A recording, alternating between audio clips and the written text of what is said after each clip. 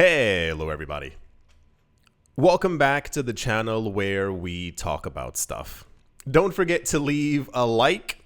It's a great free way to help out the channel. I'm trying not to laugh. I know I don't think it's gonna be a crazy video, but still, hang on just in case. There's so much happening in this market. Every single day, it's beginning to drive me a little insane in a multitude of different ways. Despite what's currently going on, if you are just waking up and have not turned on the news, the current spat that we have between two of the wealthiest people on this planet is actually driving world markets down. I feel like so much of what's been taking place, it's the last 5, 6, 7 months has been like literal madness in a multitude of different ways. Dragging that context somewhere over here, if you have seen either from this channel or the other channel, The Modern Investor, we have had so much news about the demise, the end, the eradication, I don't know what other word is supposed to go there, of the US dollar. This is not a joke. Something really weird is happening. And I know as a millennial, I know that we have already gone through far too many monumental world-changing events at the exact same time. But hold on to your blockchain because this one's going to be probably the top of the cake. The US dollar has been the world reserve currency since roughly around 1945. A couple of events took place years before that, don't know if you know, and that basically led to the United States solidifying their position as a world power and basically telling other countries that they were going to have to use the US dollar.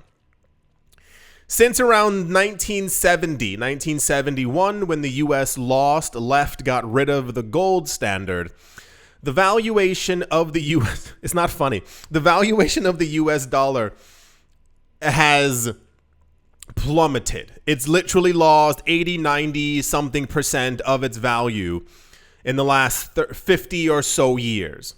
Do you remember, this was a common theme that we've gone over. You know that the US dollar has lost 99, that is 9 and then a 9% of its value to Bitcoin in a decade. What we're seeing now is the hyper devaluation and hyperinflation of the US dollar. And analysts are projecting and have projected for a while that this is only going to get worse. How, you might ask? Well, other countries around the world in the last 2 weeks have been lowering their interest rates. If the US dollar, the world reserve currency, isn't looking too hot, other currencies beneath it or that are not as strong will begin to falter as this one is also falling down as well.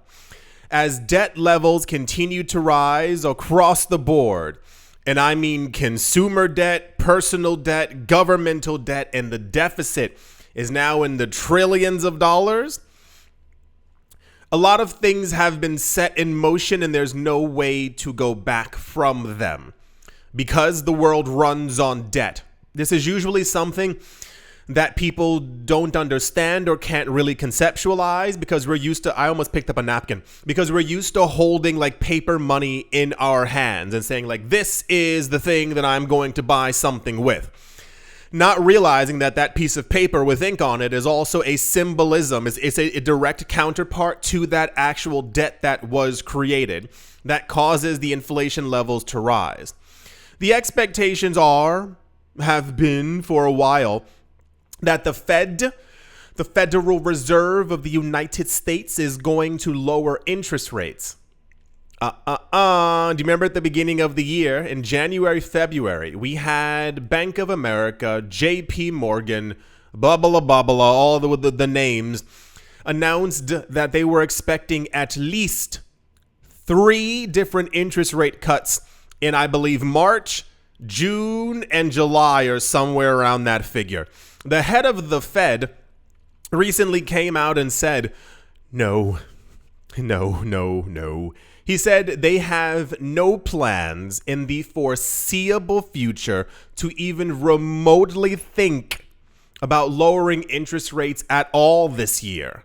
A lot of people are now speculating that it might not happen at all. And that's because of a number of bills, of a number of proposals, printing dollars, and the idea that the Fed was going to lower interest rates to basically cause asset prices to go higher. The problem, my friends, as I've gone over before, is that not everyone has assets. So, here's a good one. So you know how so this was another video. It's BlackRock, State Street, in other third name. You can Google this. We went over this before. These 3 companies control and own, OWN, 88% of the U.S. stock market. 3 companies. Now imagine the top 10, how much they own. There's a really widely held misconception that there are a plethora of people who hold an abundant amount of assets. No, that's not true. The same exact way that Wall Street is buying up huge amounts of real estate right now. Everywhere. It's not just to the United States where all of this is happening, for those of you who do not know.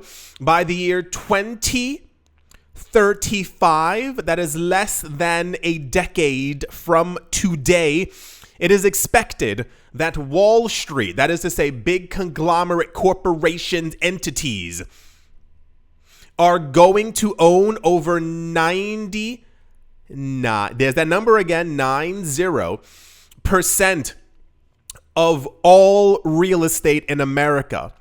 And then you might ask, what happens to the other 10%? Those are other big landlords who have 3, 4, 5, 6, 7 apartments, houses. The other 90% are companies who own 35,000 apartments. This is also happening. We were just talking about this as well. It's also happening in other countries as well. It was just announced. Was it Lloyd's? I want to say Lloyd's in the UK. It's Blackstone as well, and BlackRock, of course.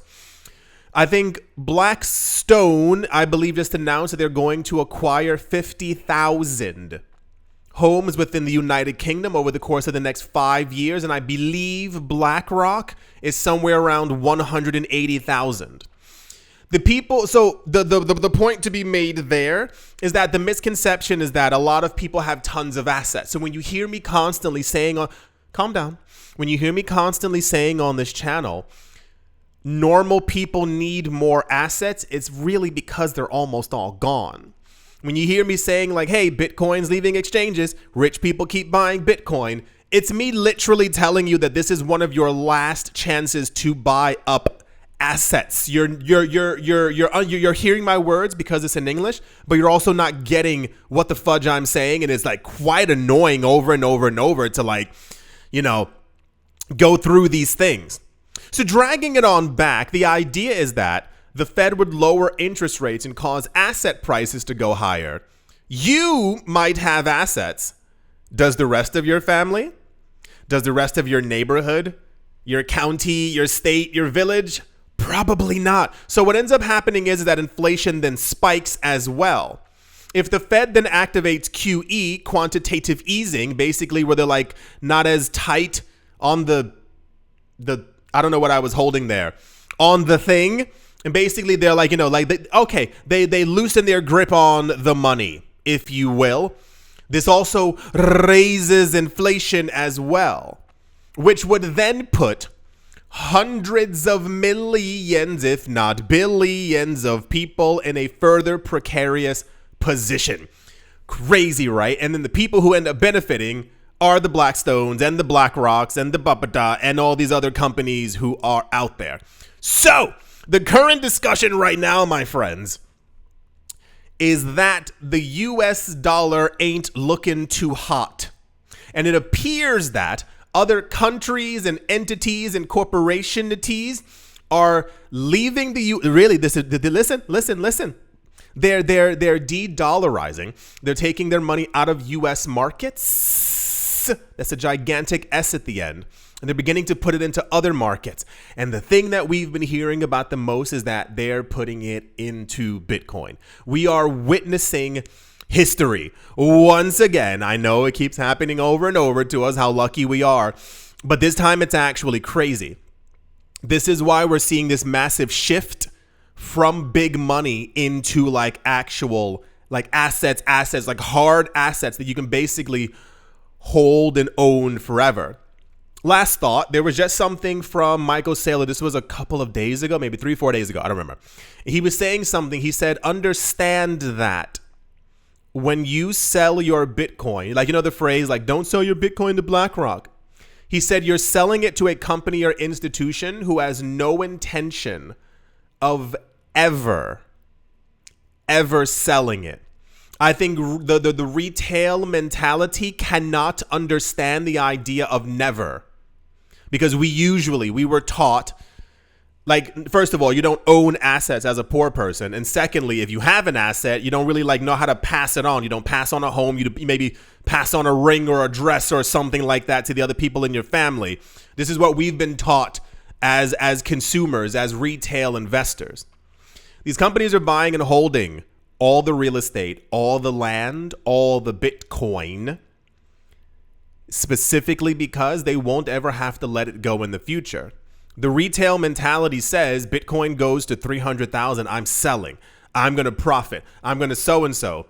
The rich mentality says, well, Bitcoin's going to several $1 million. Bitcoin is already part of the DeFi world. You can already start beginning to stake your Bitcoin. It's only going to become a bigger thing in the future. So imagine, riddle me this. Imagine you're one of the literal very few people on the planet who has an entire Bitcoin. Bitcoin goes to $14 million and you're like, do I have to sell this? No, guess what? You don't. You stake it on Coinbase and you receive a 3, 4, or 5% return on your money in the form of a stable coin or some other coin in the ecosystem for the rest of your life. You know what keeps happening every 4 years? The halving happens. You know what happens then? Bitcoin's price goes up. Bitcoin goes to $48 million. You are 75 years old and wrinkly, and you pass it on to your grandkids and go, we are rich forever. That's how big money works.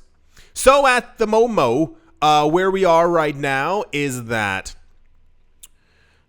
I knew the video was gonna get I think I did pretty well. It wasn't as crazy as it could have been. I know I say that a lot, and it's because there's a lot of stuff floating around in my head.